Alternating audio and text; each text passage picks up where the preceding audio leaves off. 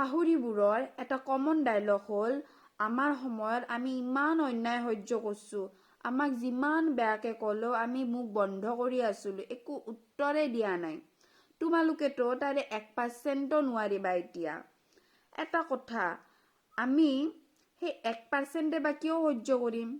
বুজিছোঁ আপুনি সেই সময়ত একো উত্তৰ দিব পৰা নাই, আপুনি একো প্ৰতিবাদ কৰিব পৰা নাই, আপোনাৰ লগত বহুত ভুল হৈছে।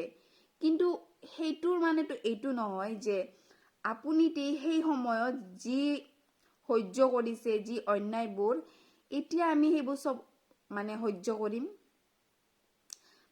কি ক'ম, শাহুৰিবোৰৰ মতে যে সিহঁতৰ লগত যি অন্যায় হৈছে, এতিয়া সেই অন্যায়বোৰ বোৱাৰীবোৰৰ লগত কৰিব। অলপ চেঞ্জ হোৱা চেষ্টাই নকৰে যে আমাৰ লগত যিবোৰ অন্যায় হৈছে সেইবোৰ এতিয়া আমি আমাৰ বোৱাৰীবোৰৰ লগত নকৰোঁ। হয় না কথাটো? আৰু আপোনালোকৰ যদি মোৰ ভিডিঅ'বোৰ চাই ভাল লাগে, মোৰ চেনেলটো সোনকালে ছাবস্ক্ৰাইব কৰি দিয়ক।